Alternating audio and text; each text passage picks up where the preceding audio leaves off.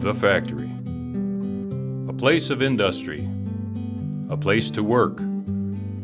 But in small-town America in the 20th century, the factory was also a place of community.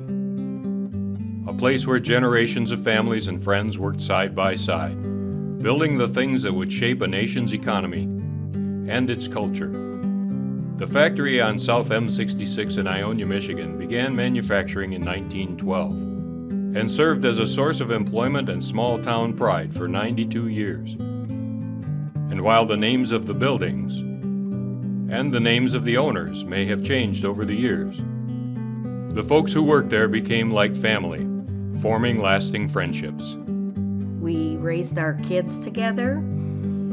Anytime there was a celebration of a birthday or a holiday, we brought food in, cakes in, and we watched our children grow up.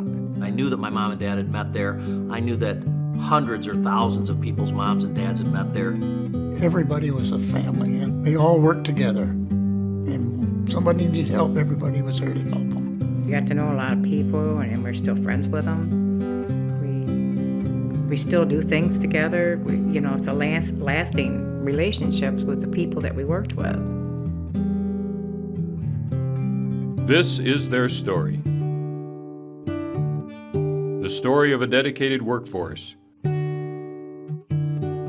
that answered their country's call in time of war and elevated their nation's standard of living in peacetime by manufacturing quality products at the factory in Ionia, Michigan, USA.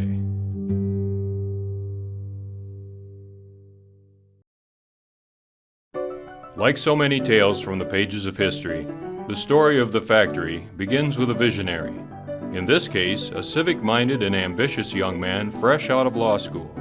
Fred Green was an attorney and a Spanish-American War veteran.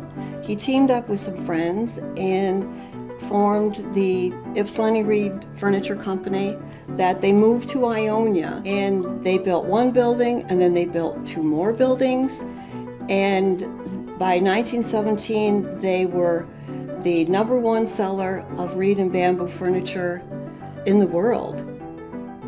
He sent his people to Singapore and lined up a supply business there that could keep the flow coming so they could keep building.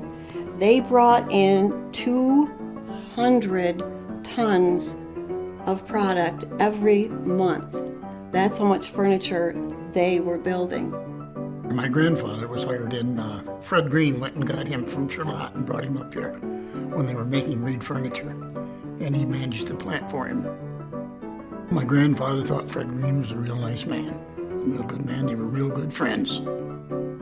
The Ypsilanti Reed Furniture Company sold reed and wicker furniture and accessories to a global market. And while they had showrooms in New York City and Chicago, their workforce stayed local, thanks to their visionary owner. Fred Green was this town. He was our mayor for 12 years. He was also active in the Fishing and Hunting Club. I think of Fred Green as our answer to Teddy Roosevelt. He was an outdoor man. He appreciated green spaces, and he set aside areas at our county park. Like many business leaders of his time, Fred Green was also civic-minded and involved in his community. After his time serving as the mayor of Ionia, he ran for governor of Michigan, using green canes produced at Ypsi Reed as the symbol of his campaign.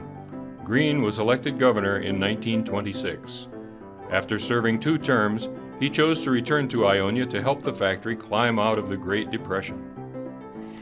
It looked like things were going to turn around and that the plant was going to prosper again, but he went on a hunting trip in 1936 and suffered a heart attack and died in the woods. Governor Green's death in 1936 could have meant the end of the factory and a devastating blow to the town of Ionia. But another gifted businessman came along and saved the day.